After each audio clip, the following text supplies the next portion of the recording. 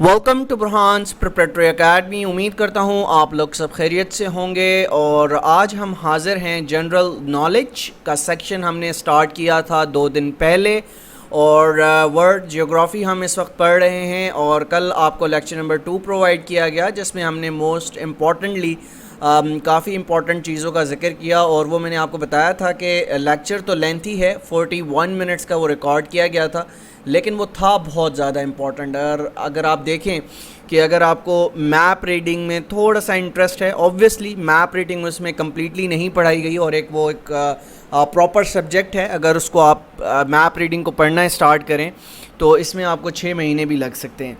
लेकिन हमने वही टॉपिक्स डिस्कस किए हैं जो कि एग्ज़ामिनर्स पॉइंट ऑफ व्यू से बहुत ज़्यादा इंपॉर्टेंट है, और जो चीज़ा चीज़ें हैं, इंपॉर्टेंट चीज़ें हैं जो कि पूछी जाती हैं। ट्रॉपिक ऑफ कैंसर क्या है, ट्रॉपिक ऑफ कैप्रिकॉर्न क्या है, इक्वेटर कहाँ कहाँ से गुज़रता है, प्राइम मेरिडियन पर कौन कौन से ममालिक मौजूद हैं। ये वो चंद एक चीज़ें हैं जो कि एक आम इंसान को पता होनी चाहिए और एग्ज़ामिनर यहाँ से क्वेश्चंस करता है।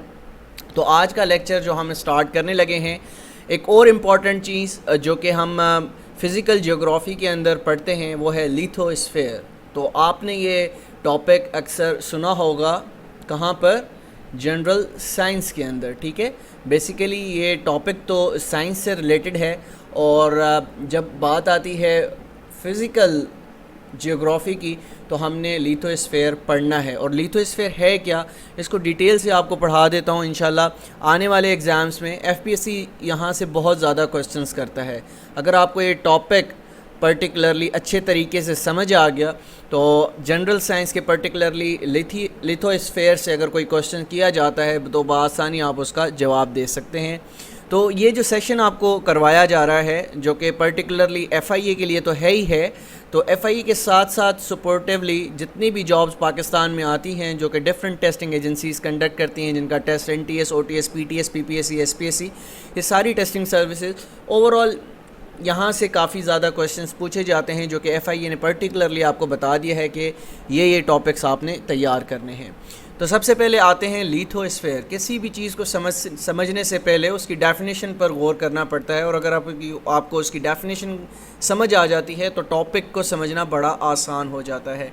The word lithosphere is formed by combining Greek words lithos, ठीक है। कौन से वर्ड्स, यानी कंबाइन किया जाता है ग्रीक वर्ड्स को, तो वो कौन से हैं? Lithos, which means what? Which means rock. तो इसका मतलब हम यहाँ पर क्या रॉक का जिक्र करने लगे हैं, किसी पत्थरों का जिक्र करने लगे हैं?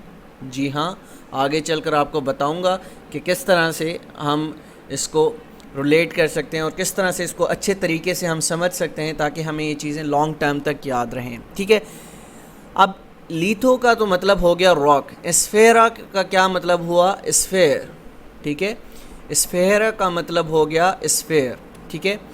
अब लिथोस्फीयर क्या है, अगर हम दोनों को कंबाइन करते हैं, can be defined as a solid outer section of outer planet Earth. का जो सेक्शन है उसको क्या कहा जाता है? लिथोस्फीयर कहा जाता है। अगर आप हमारे बैच 1 का हिस्सा रहे हैं या बैच 2 का हिस्सा रहे हैं, उसमें हमने जनरल साइंस में आपको जनरल साइंस के अंदर ये चीज़ें पढ़ाई थी। एटमॉस्फेयर के हवाले से पढ़ाया था, एटमॉस्फेयर में कितनी लेयर्स मौजूद हैं। तो एटमॉस्फेयर में जब हम ज़मीन से ऊपर की जानिब जाते हैं, ठीक है, तो यहाँ पर हमारे आसमान तक यानी ओजोन लेयर भी मौजूद है, स्ट्रेटोस्फेयर भी मौजूद है, मेसोस्फेयर भी मौजूद है, ठीक है। तो हमारी क्या है? एटमॉस्फेरिक लेयर्स मौजूद हैं, ठीक है। तो इसी तरह से अब सपोज़ हमारी ये ज़मीन है, ठीक है। ज़मीन की अगर हम खुदाई करते हैं, नीचे की तरफ जाते हैं, तो नीचे की तरफ भी ज़मीन की कुछ क्या हैं? सरफेसेस मौजूद हैं, डिफरेंट लेयर्स मौजूद हैं। इन लेयर्स को हम नाम देंगे, क्या नाम देंगे वो आगे चलकर मैं आपको डिटेल से पढ़ा देता हूँ। और बेसिकली ये स्टडी कहलाती है व्हाट? लिथोस्फीयर कहलाती है, ठीक है। आसान लफ्ज़ों में समझाता हूँ ताकि हर एक बच्चे को समझ आ जाए। It includes the earth crust and the upper part of upper mantle, ठीक है। इसमें क्या क्या? अर्थ क्रस्ट भी शामिल होती है और अपर पार्ट, जो ज़मीन का अपर पार्ट है, वो भी इसमें शामिल होता है। और planet is made up of what? और planet is made up of various layers. अब हमारा planet कौन सा है? वैसे तो मैं planets ऑब्वियसली जनरल साइंस का सब्जेक्ट है, तो हमारी पूरे सोलर सिस्टम में कितने प्लैनेट्स मौजूद हैं? ठीक है, सोलर सिस्टम में आपने पढ़ा होगा कि हमारे 8 प्लैनेट्स इस वक्त मौजूद हैं, जिसमें से एक हमारी ज़मीन भी है। ठीक है, अब हम जिक्र कर रहे हैं अपनी ज़मीन का। ठीक है, तो हमारी ज़मीन में डिफरेंट लेयर्स मौजूद हैं। वो लेयर्स कौन सी हैं वो देख लेते हैं। The outer most layer is known as what? Is known as crust. ये तस्वीर की मदद से भी आपको अभी समझा दूंगा। जब आप तस्वीर देखेंगे तो आप चीज़ों को आसानी से समझ जाएंगे। ठीक है, beneath the crust there is a solid and rigid layer of rock material that is known as what? That is known as upper mantle, उसको कहा जाता है। फिर the crust is a very complex and its thickness is about 8 to 40 kilometers। ठीक है, तो इसकी जो thickness है वो कितनी है? 8 से लेकर 40 किलोमीटर तक इसकी above the mantle क्या है? thickness है। ठीक है, अब तस्वीर की मदद से आपको समझा देता हूँ। ये तस्वीर आप देखिएगा, गौर से देख लें इसको एक बार, फिर आपको चीज़ें समझ आना स्टार्ट हो जाएंगी। तो सबसे पहले मैं एटमॉस्फेरिक जो लेयर्स हैं उसकी मैंने आपको पीछे ज़िक्र किया और जनरल साइंस में पढ़ा चुका हूँ। ठीक है, अपने यूट्यूब चैनल पे भी हमने ये डिटेल से टॉपिक को इसको पढ़ा है। तो हमारी जो एटमॉस्फेरिक लेयर्स हैं, मतलब यहाँ ये आपका ज़मीन का सरफेस है, इससे ऊपर की जानिब यानी आसमान की जानिब हमारे यहाँ कुछ एटमॉस्फेरिक लेयर्स पाई जाती हैं। उनका नाम क्या है? उनका नाम है ट्रोपोस्फेयर। ठीक है, अब सबसे पहले ज़मीन से ऊपर जो लेयर मौजूद है उसको ट्रोपोस्फेयर कहा जाता है। फिर है स्ट्रेटोस्फेयर। अब स्ट्रेटोस्फेयर वो लेयर है जहाँ पर फ्लाई करते हैं, क्या फ्लाई करते हैं? Commercial plans. आपके कमर्शियल प्लान्स कहाँ पर फ्लाई करते हैं? आपके कमर्शियल प्लान्स फ्लाई करते हैं स्ट्रेटोस्फेयर में। ये भी बहुत ज़्यादा क्वेश्चन पूछा जाता है, तो इसको याद रखिएगा। फिर तीसरी लेयर है मेसोस्फेयर, जिसको मिडिल लेयर भी कहा जाता है। फिर थर्मोस्फेयर मौजूद है, फिर एक्सोस्फेयर मौजूद है। चलें अब वापस आते हैं अपने टॉपिक की तरफ। ये तो एडिशनल इन्फॉर्मेशन आपको पढ़ा दी। अब ये आपकी ज़मीन है। ठीक है, ये ज़मीन है। अब ज़मीन में जब हम नीचे की तरफ, सपोज़ आप पानी के लिए बोरिंग कर रहे हैं, ठीक है, तो आप नीचे की तरफ खुदाई करते हैं ना। अब जब खुदाई करते हैं तो सबसे पहले ऊपर वाली जो लेयर मौजूद होती है वो क्या कहलाती है? वो कहलाती है क्रस्ट। फिर उससे नीचे वाली लेयर क्या कहलाती है? Upper mantle. फिर उससे नीचे वाली लेयर कहलाती है लोअर मैंटल। फिर उससे नीचे वाली लेयर कहलाती है आउटर कोर। फिर सबसे नीचे जो लेयर मौजूद है ज़मीन के वो क्या कहलाती है? Inner core. ठीक है, तो ये लेयर्स आपने याद रखनी है। पूछा जा सकता है, जनरल साइंस का क्वेश्चन है, न सिर्फ FIA। सपोज़ FIA में अगर ये क्वेश्चन आपसे नहीं पूछा जाता तो आने वाले एग्ज़ाम्स में डिफरेंट कंपेटिटिव एग्जामिनेशंस हमारे यहाँ पाकिस्तान में लिए जाते हैं, तो वहाँ पर ये आपसे सवाल पूछा जा सकता है। ठीक है, हम मज़ीद आगे बढ़ते हैं। अब टाइप्स ऑफ रॉक। ठीक है, हमने शुरू में पढ़ा लीथो का मतलब क्या है? तो लीथो एक ग्रीक वर्ड से निकला है। लीथो मीन्स रॉक। ठीक है, अब कौन से किस्म के रॉक्स जो हैं वो हम लिथोस्फीयर के अंदर पढ़ते हैं? तो FPSC में ये क्वेश्चन बहुत बार पूछा जाता है, तो इसको याद रखिएगा। ठीक है, तो टाइप्स ऑफ रॉक देख लेते हैं। There are 3 kinds of soil forming rocks. हमारी ज़मीन से 3 तरह के रॉक्स जो है वो फॉर्म होते हैं, बनते हैं। ठीक है, कौन कौन से? सबसे पहले इग्नियस रॉक्स। ठीक है, उसके बाद सेडिमेंट्री रॉक्स, उसके बाद मेटामॉर्फिक रॉक्स। ठीक है, उसके बाद हमने टेबल की मदद से आपको समझाने की कोशिश की है। फिर जो इग्नियस रॉक्स होते हैं उससे क्या बनता है? ग्रेनाइट, जो आप अपने घरों में भी यूज़ करते हैं, आपकी फ्लोर में इस्तेमाल हुआ होता है, आपकी स्टेज में इस्तेमाल किया होता है, आपकी किचन में इसको खूबसूरती के लिए इस्तेमाल किया जाता है। फिर उसी के साथ साथ फिर इग्नियस रॉक से बसाल्ट भी बनता है। फिर सेडिमेंट्री रॉक्स की तरफ आते हैं, तो सेडिमेंट्री रॉक्स से आपका जो पत्थर यानी रॉक फॉर्म होता है वो क्या? लाइमस्टोन हो जाता है, और लाइमस्टोन से चॉक भी बनती है। ठीक है, सेडिमेंट्री रॉक्स से चॉक भी बनती है और लाइमस्टोन भी बनते हैं। और फिर हम आते हैं मेटामॉर्फिक रॉक्स की तरफ, या उसके बाद कोल एंड सैंडस्टोन भी जो है वो किसकी टाइप है? सेडिमेंट्री रॉक्स की टाइप है। उसके बाद हम आते हैं मेटामॉर्फिक रॉक्स के अंदर, तो सबसे पहले मार्बल, तो मार्बल से आप और मैं, हर एक बंदा वाकिफ़ है। हमारे घरों में यूज़ की जाती है, हमारे फ्लोर्स में यूज़ की जाती है, ख़ूबसूरती के लिए यूज़ की जाती है। तो ये मार्बल किस पत्थर से फॉर्म होती है? ये तो मेटामॉर्फिक रॉक्स से ये बनती है, ठीक है। फिर उसके बाद हम आगे आते हैं स्लैट, वो भी मेटामॉर्फिक रॉक्स से बनती है, ठीक है। तो ये आप टेबल याद कर लें, आपको ये टेबल के ज़रिए इसलिए समझाता हूँ ताकि आपको ये जल्दी चीज़ें याद हो जाएं। तो पीडीएफ नोट्स आपको ज़रूर प्रोवाइड किए जाएंगे। आज भी काफ़ी स्टूडेंट्स पूछ रहे थे कि सर पीडीएफ नोट्स हमें कब प्रोवाइड किए जाएंगे। तो बच्चों, मैंने आपको बताया था ओरिएंटेशन क्लास में भी, जैसे ही हमारा ये टॉपिक कवर हो जाएगा वर्ल्ड जियोग्राफी, इंशाल्लाह आज हम टॉपिक्स तो इसके कवर कर लेंगे, ठीक है। तो कल इंशाल्लाह एमसीक्यूज़ जब हम सारे इन टॉपिक्स के करवाएंगे आपको, तो उसके बाद आपको ये पीडीएफ फ़ाइल प्रोवाइड कर दी जाएगी ताकि आप इसको मज़ीद भी पढ़ सकें। तो इससे होगा क्या? इससे ये होगा कि हम एक फ़ाइल से 4 फ़ाइलें बनाने के बजाय एक टॉपिक के सिर्फ एक पीडीएफ फ़ाइल आप तक पहुंचेगी, तो वो ज़्यादा बेहतर होगा और ज़्यादा बेहतर अंदाज से आप उसको पढ़ सकते हैं, ठीक है। तो कल हम इंशाल्लाह इन टॉपिक्स के एमसीक्यूज़ भी सॉल्व कर लेंगे, ठीक है। मज़ीद आगे बढ़ते हैं, हम वन बाय वन अब इनको पढ़ लेते हैं। इग्नियस रॉक्स के हवाले से पढ़ लेते हैं। Igneous rocks result from volcanic activity. Volcanic activity से क्या मुराद है? आप पहाड़ों से लावा उगलता हुआ देखते हैं, तो उससे जो फॉर्म होने वाले जो रॉक्स हैं वो क्या कहलाते हैं? इग्नियस रॉक्स कहलाते हैं। तो इसकी प्रोनंसिएशन समटाइम्स मैं गलत करता हूँ, ठीक है। तो इग्नियस रॉक्स कह दें या जो मर्ज़ी आप इसको इस्तेमाल कर सकते हैं। I am very bad at pronunciations, ठीक है।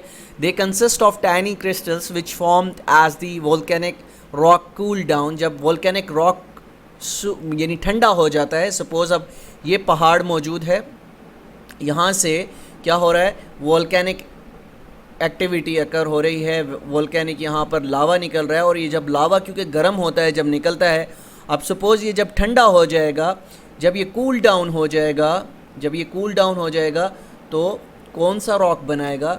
इग्नियस रॉक्स बनाएगा, ठीक है। तो इग्नियस रॉक्स कैसे बनते हैं? वोल्केनिक एक्टिविटी से बनते हैं, ठीक है। फिर हम बात करते हैं, 2 examples are granite and basalt. इनकी जो 2 एग्जाम्पल्स हैं वो आगे आपको बता चुका हूँ, पहले बता चुका हूँ। और टेबल की सूरत में ग्रेनाइट एंड बेसाल्ट इससे बनता है, ठीक है। अब इसकी फॉर्मेशन देख लेते हैं और यूजेस क्या हैं। ग्रेनाइट के यूजेस क्या हैं? ये मैग्मा राइजेस होता है अर्थ मैंटल से। अर्थ मैंटल क्या है? आपको पढ़ा चुका हूँ कि लेयर है ज़मीन की, and cools with in the crust. जब ये क्रस्ट में जब जाकर कूल डाउन हो जाता है तो फिर ये कौन सा पत्थर बनाता है? तो ग्रेनाइट इससे बनता है। और ग्रेनाइट कहाँ पर इस्तेमाल होता है? ग्रेनाइट इस्तेमाल होता है बिल्डिंग्स मटेरियल्स में, हाउस एंड रोड्स में इस्तेमाल किया जाता है, जिसको आप बजरी बोलते हैं, ठीक है। तो आप इस तरह से इसको याद रख सकते हैं। Basalt magma reaches the earth surface as lava, as it cools rapidly it creates small crystals. जो स्मॉल क्रिस्टल्स बनते हैं उसको हम बसाल्ट बोलते हैं। और ये कहाँ पर इस्तेमाल किया जाता है? ये फाउंडेशन जब हम रोड्स की डाल रहे होते हैं, सड़कों की डाल रहे होते हैं, तो वहाँ पर इस्तेमाल किया जाता है। मज़ीद आगे बढ़ते हैं, सेडिमेंट्री रॉक्स। सेडिमेंट्री रॉक्स का जिक्र करते हैं। तो sedimentary rocks are those that have been laid down in layers, ठीक है। लेयर्स में ये मौजूद होते हैं। They usually consist of either small particles of other rocks that have been eroded and transported of the remains of plants and animals. तो sedimentary rocks किस किस चीज़ से बन सकते हैं? remains of plants and animals, जो भी जानवर मर जाते हैं उनकी हड्डियाँ मौजूद होती हैं, या कुछ ऐसे प्लांट्स जो कि टेम्परेचर की वजह से जल जाते हैं, ठीक है, या ख़त्म हो जाते हैं, एरोड हो जाते हैं, तो उसकी सूरत में सेडिमेंट्री रॉक्स बनते हैं, ठीक है। अब इसके यूजेस क्या हैं ये आपके सामने मौजूद हैं। Limestone, chalk, coal and sandstone ये इससे बनते हैं। और इसकी फॉर्मेशन कैसे होती है? लाइमस्टोन की फॉर्मेशन देख लीजिएगा। Remains of shells and skeletons of small marine organisms. Small marine organisms होते हैं या कोई जानवर होते हैं, उनके स्केल्टन यानी ढांचे बच जाते हैं, तो उससे ये ऑटोमेटिकली फॉर्म हो जाते हैं। और used for stone walls and attract tourist, ठीक है। तो अट्रैक्ट करते हैं टूरिस्ट को, ठीक है। और इसके साथ साथ आप इसको स्टोन वॉल्स में भी इस्तेमाल कर सकते हैं। फिर चाक आपने स्कूल में भी सुना होगा, जो चाक हम इस्तेमाल करते हैं। A form of limestone, thin soils use to cereals spring line provides water. फिर कोल है, fossilised remains of trees and plants that grew under hot and wet conditions. और ये इस्तेमाल कहाँ पर होती हैं, जैसा कि आपको पता है कोल यहाँ पर पाकिस्तान में थर पारकर एक इलाका है, वहाँ पर बहुत ज़्यादा यहाँ पर कोल मौजूद है और ये एक एनर्जी क्रिएट करने के लिए, यानी थर्मल एनर्जी अगर आप क्रिएट करना चाहते हैं, बनाना चाहते हैं, प्रोडक्शन करना चाहते हैं तो उसके लिए इस्तेमाल होता है। और इसको आप देख सकते हैं कि इंडस्ट्री एंड डोमेस्टिक यूज़ भी किया जाता है। डोमेस्टिक यूज़ क्या किया जाता है, आप बारबेक्यू बना सकते हैं इससे, ठीक है। और इसी के साथ साथ कोल के बहुत ज़्यादा फ़ायदे हैं, ठीक है, जो कि मैं अब बयान कर चुका हूँ कि थर्मल एनर्जी के लिए हम इसको यूज़ कर सकते हैं। लेकिन पाकिस्तान में अनफॉर्चुनेटली हम इन चीज़ों को यूज़ नहीं करते और फिर रोना रोते हैं कि हमारे यहाँ पर क्राइसिस हैं, ठीक है, एनर्जी के क्राइसिस हैं, जो कि ऑब्वियसली जब हम अपनी जो नेचुरल चीज़ें हैं उनसे फ़ायदा नहीं उठाएंगे तो ऑब्वियसली क्राइसिस ही पैदा होंगे। फिर हम बात करते हैं सैंडस्टोन की।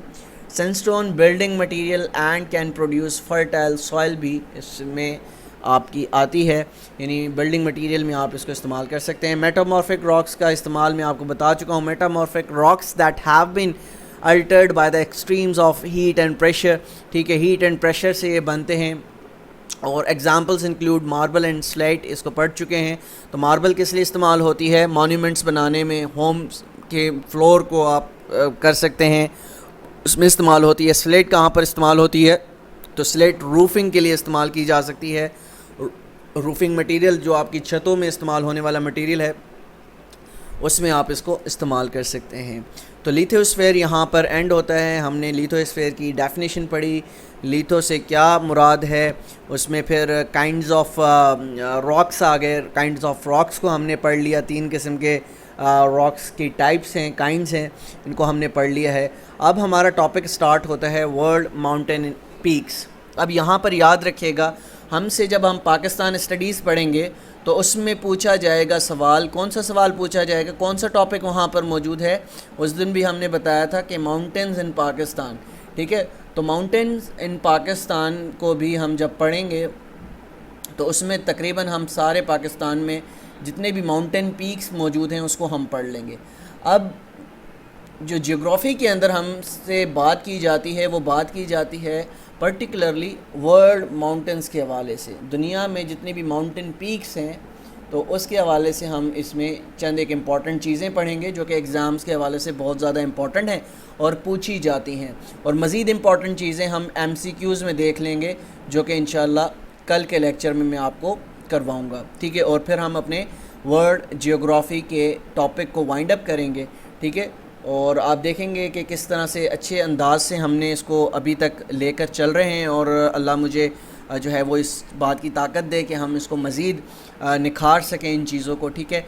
The world highest mountain is mount Everest. दुनिया का सबसे बड़ा जो पहाड़ है, ठीक है, आसान लफ्ज़ों में बताऊं, ठीक है, पहाड़ दुनिया का सबसे बड़ा कौन सा है दुनिया में, माउंट एवरेस्ट है। अब यहाँ पर चीज़ें याद रखते जाइएगा, मैं एडिशनल चीज़ें बताता हूँ ताकि आपकी इन्फॉर्मेशन में इजाफ़ा हो और एक आम बच्चा जिसने ये चीज़ें कभी पढ़ी ना हो तो उसके लिए भी ये नॉलेजेबल लेक्चर होगा।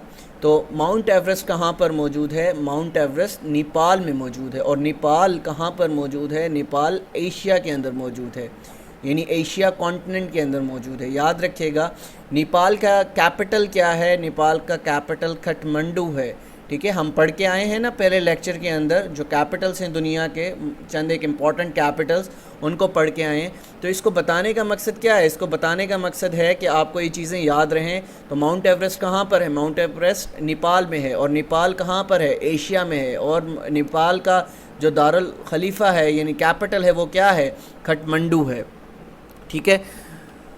It is located in Nepal, ठीक है, नेपाल का कैपिटल काठमांडू। उसके बाद the height of Mount Everest. अब ये बहुत ज़्यादा इंपॉर्टेंट है, यहाँ से बहुत ज़्यादा क्वेश्चंस पूछे जाते हैं, ये इंपॉर्टेंट MCQs है आप सब लोगों के लिए, ठीक है। तो the height of Mount Everest is what, the height of Mount Everest अगर हम इसको मीटर्स में अगर आपसे पूछा जाए, एग्जामिनर समटाइम्स क्या करता है आपसे मीटर्स में पूछता है हाइट, तो हाइट इसकी मीटर्स में है 8848.86 मीटर्स। याद रखिएगा 8848। अगर हम इसको राउंड ऑफ करते हैं तो 8849 भी आपको ऑप्शन में दिया जा सकता है, 8848 भी ऑप्शन में दिया जा सकता है। तो ये दोनों चीज़ें आपने अपने माइंड में रखनी है। और अगर फ़ीट में पूछा जाता है तो 29,031.69 फ़ीट इसकी फ़ीट्स में जो है क्या है, हाइट है। ठीक है, तो ये चीज़ें आपने याद रखनी है। सब्सिक्वेंटली वाइडली एक्सेप्टेड ये वो फिगर्स हैं जो कि ज़्यादातर आपको इंटरनेट पर मिलेंगे और ज़्यादातर बुक्स के अंदर मिलेंगे। मीटर्स में इसकी हाइट और फीट्स में इसकी हाइट ये है, इसको नोट डाउन कर लीजिएगा, इंपॉर्टेंट है। पूछा जाता है the range of Mount Everest. अब रेंज क्या है, माउंटेन्स की रेंजेस होती हैं। ठीक है, तो एक बात याद रखिएगा, जो हमारे पहाड़ हैं ना, पहाड़ों की क्या होती है, पहाड़ों की रेंजेस होती हैं। ठीक है, अब वो डिफरेंट पहाड़ों की डिफरेंट रेंजेस हैं।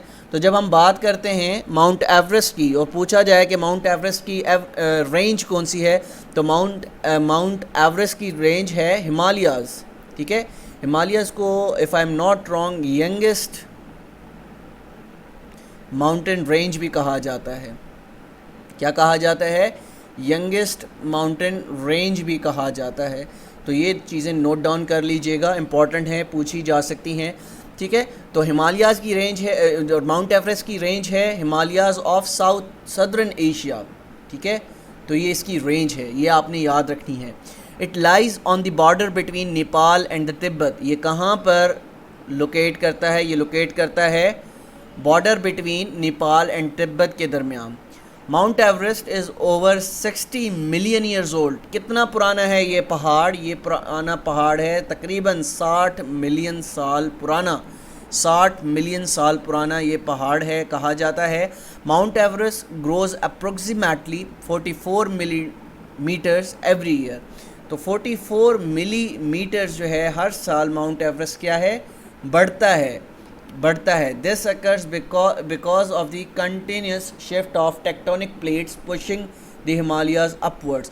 किस वजह से ये जो हाइट है ये बढ़ती है, तो यहाँ पर याद रखिएगा, मैं जनरल साइंस में शायद पढ़ा भी चुका हूँ बैच 1 में, कि जो ज़मीन के अंदर टेक्टोनिक प्लेट्स हैं जब वो पहाड़ को पुश करती हैं ऊपर की जानिब, जिसकी वजह से ये चेंजेस आती हैं, हर साल आती हैं। तो हर साल माउंट एवरेस्ट तकरीबन 44 मिलीमीटर जो है वो ऊपर की जानिब बढ़ता है। आगे बढ़ते हैं। Everest was first recognized by the Western world in 1841 by Sir George Everest and was called Peak 15।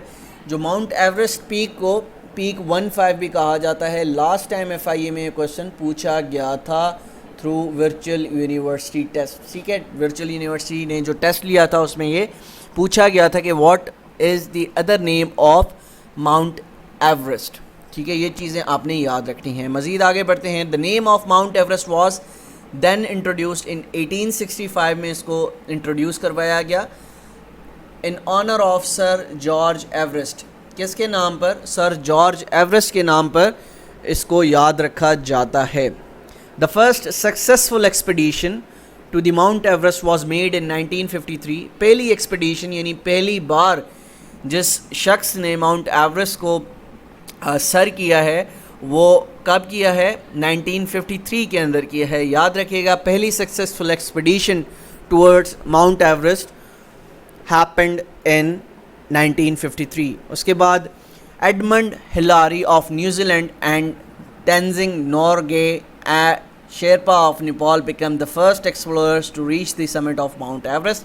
ये वो शख्स थे जो कि पहली बार माउंट एवरेस्ट की किस पर पहुँचे, यानी पीक पर पहुँचे। ठीक है, the K2 is the second highest mountain in the world.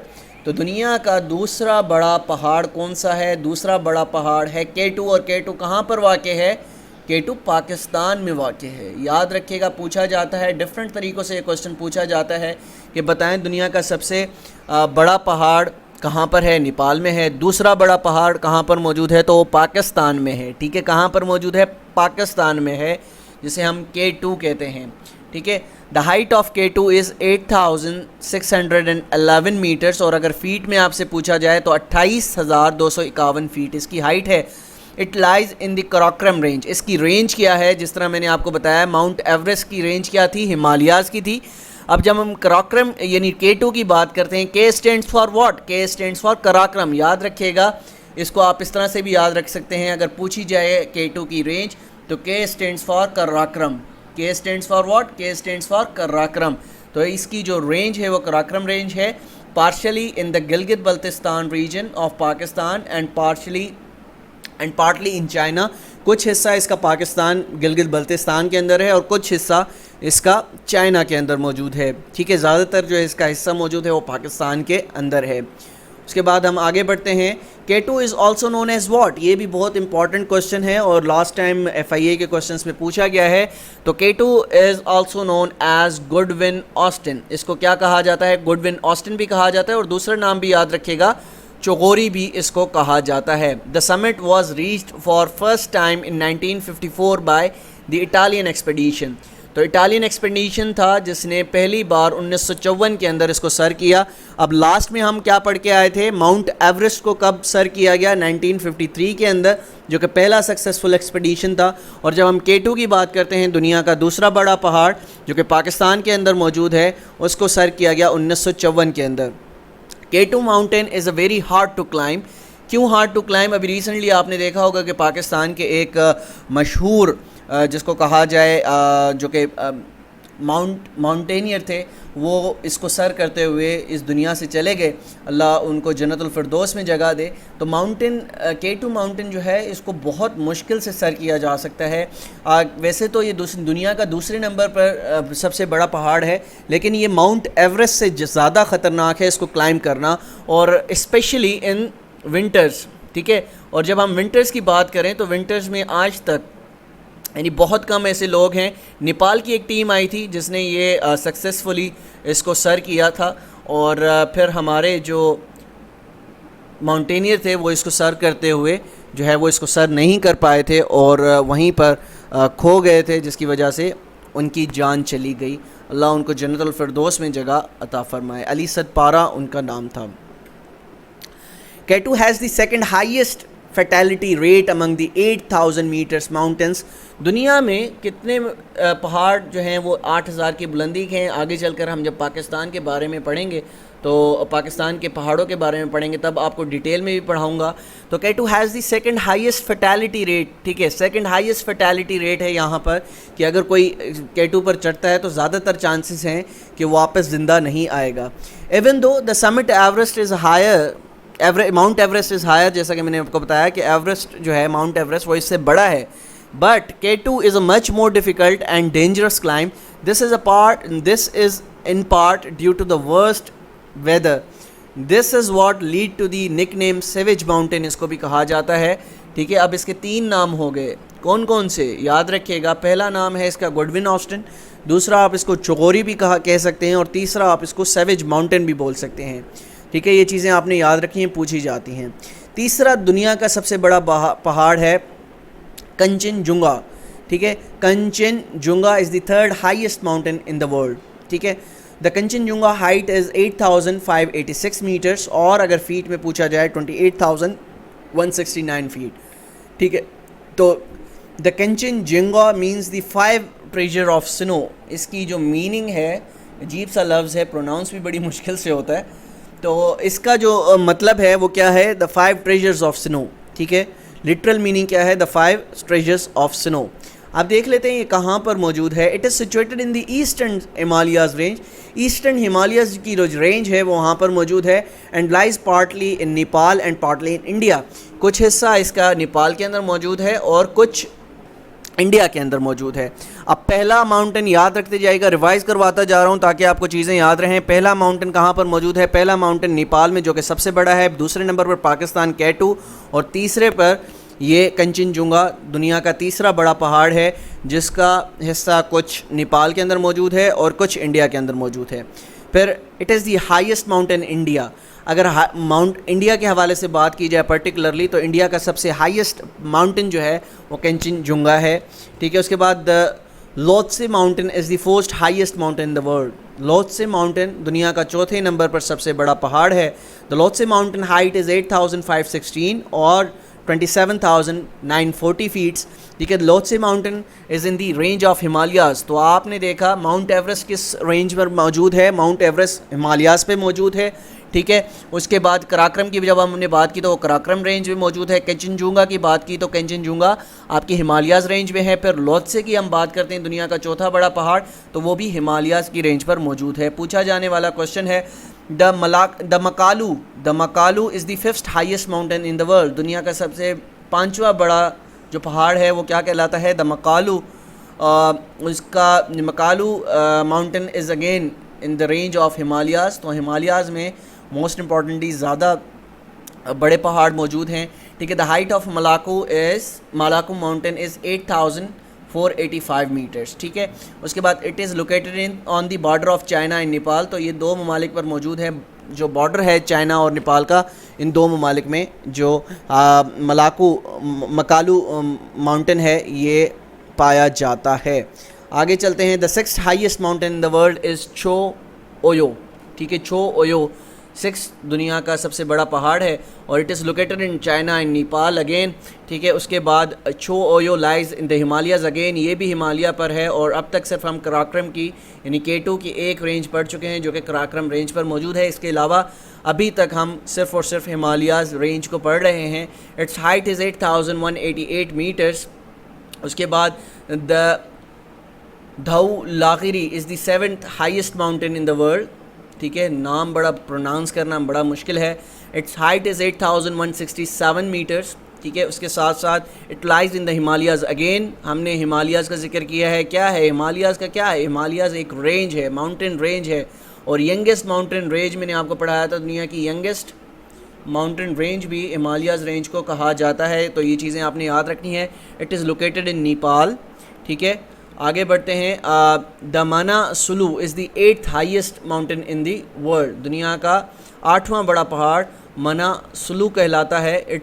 It lies on the Himalayas, ये हिमालयाज़ पर मौजूद है। और हिमालयाज़ पर्टिकुलरली अगर मुल्क की बात की जाए वो नेपाल के अंदर मौजूद है। Its height is 8,163 meter. इसका मतलब है दुनिया में तकरीबन 8 चोटियाँ ऐसी हैं जो कि मोर देन 8,000 मीटर्स की चोटियां हैं। तो अब तक हम 8 पढ़ चुके हैं। ठीक है, the ninth highest mountain in the world is नंगा पर्वत। ठीक है, द नेक माउंटेन भी इसको कहा जाता है। और ये कहाँ पर मौजूद है, जल्दी से बताइए मुझे। जी हाँ, ये पाकिस्तान में मौजूद है। It is located in Gilgit Baltistan between Chilas and Astore, Pakistan का इलाका है। और इसकी जो हाइट है वो कितनी है, 8,126 मीटर्स। ठीक है, 26,660 फीट्स। तो इसका मतलब है पाकिस्तान में इस वक्त तक जो हम अब तक पढ़ चुके हैं K2 और दूसरे नंबर पर नंगा पर्वत। वैसे हम पाकिस्तान का जब माउंटेन सीरीज़ पढ़ेंगे जो कि इस हमारे सिलेबस में भी मौजूद है पाकिस्तान स्टडीज़ के अंदर, तो उसमें डिटेल से हम मज़ीद पढ़ेंगे। तो अब तक हम जो दो पहाड़ आज के लेक्चर में पढ़ चुके हैं वो एक K2 पढ़ चुके हैं और नंगा पर्वत पढ़ चुके हैं। दोनों की हाइट जो है वो 8,000 मीटर से ज़्यादा हैं। कितनी? 8,000 मीटर से ज़्यादा हैं। और भी जो हाइट्स हैं पाकिस्तान में 8,000 से ज़्यादा वो मौजूद हैं। नंगा पर्वत मींस व्हाट? नंगा पर्वत मींस नेक्ड माउंटेन। बहुत इंपॉर्टेंट MCQs यहाँ से पास्ट एग्ज़ाम्स में पूछा गया है, तो इसको नोट डाउन कर लीजिएगा। मज़ीद आगे बढ़ते हैं। In 1953 an Austrian German named Hermann Buhl was the first to climb it. ठीक है, इन 1953 में एक और पहाड़ सर हुआ था, याद कीजिएगा। माउंट एवरेस्ट जो है वो 1953 में सर हुआ था। उसके बाद जो दूसरा पहाड़ हमने बताया था कौन सा सर किया था, K2 कब हुआ था? K2 को सबसे पहले सर किया था कब? 1954 के अंदर। और जब हम बात करें नंगा पर्वत की तो वो 1953 में उसको सर किया गया है। ठीक है, उसके बाद Nanga Parbat is the third most dangerous 8,000 meter peak with the death rate of 22.3% of the climbers dying on the mountain. इसका मतलब है इससे कि 100 बंदे अगर पहाड़ पर चढ़ते हैं, नंगा पर्वत पर चढ़ते हैं, तो तकरीबन 22 लोग जो है वो अपनी ज़िंदगी से हाथ धो बैठेंगे। ठीक है, तो ये डेथ रेशो है नंगा पर्वत पर चढ़ने का। The 10th highest mountain in the world is mount Annapurna. ठीक है, अन्नापूर्णा जो है वो क्या है? 10th हाईएस्ट माउंटेन है। It lies on the Himalayas, again ये हिमालयाज़ रेंज पर मौजूद है, north central part of Nepal, ठीक है। उसके बाद इट्स हाइट इज़ 8091 मीटर, ठीक है। तो ये हमने आज तकरीबन माउंटेंस के हवाले से 10 माउंटेंस दुनिया के पढ़े हैं, ठीक है। 10 माउंटेंस पढ़े हैं और इसमें से हमने पाकिस्तानी पहाड़ों का कितने का ज़िक्र किया है, K2 का ज़िक्र किया है और नंगा पर्वत का ज़िक्र किया है, ठीक है। इसके अलावा भी हमारे यहाँ पाकिस्तान में मज़ीद पहाड़ मौजूद हैं जो कि हम किस टॉपिक में पढ़ेंगे, पाकिस्तान स्टडीज़ का एक पर्टिकुलर इस सेक्शन के अंदर एक टॉपिक मौजूद है माउंटेन्स इन पाकिस्तान, तो उसमें मज़ीद डिटेल से पढ़ाया जाएगा। तो आज के लेक्चर में हमने लिथोस्फीयर पढ़ा और माउंटेन्स इन द वर्ल्ड पढ़ा है। तो यहाँ तक हमारा वर्ल्ड जियोग्राफ़ी, ठीक है, वर्ल्ड जियोग्राफ़ी का टॉपिक ख़त्म होता है। लेकिन ख़त्म होने के साथ साथ कल के लेक्चर में हम ये जो अब तक हमने जितने भी टॉपिक्स इसमें से पढ़े हैं इसके मुतालिक इम्पॉर्टेंट MCQs देखेंगे और इम्पॉर्टेंट MCQs को कंपाइल करने के बाद ये पूरी की पूरी फ़ाइल आपको PDF फ़ाइल आपको ग्रुप में सेंड कर दी जाएगी ताकि आप इसको वक्तन फ़वक्तन पढ़ सकें। लेकिन एक और बात यहाँ पर करना चाहूँगा कि प्लीज़ ये नोट्स, ये लेक्चर्स किसी से मत शेयर कीजिएगा, इसमें मेरी मेहनत लगी है। To be very honest, 400 rupees में आपको पूरे पाकिस्तान में इस तरह का लेक्चर, इस तरह के नोट्स आपको कोई प्रोवाइड नहीं कर सकता, ठीक है। अगर कोई प्रोवाइड करे तो ज़रूर मुझे बताइएगा, ठीक है। तो मिलते हैं इंशाल्लाह कल एक नए लेक्चर के साथ। जब तक अपना बहुत ख्याल रखिएगा। अल्लाह हाफ़िज़।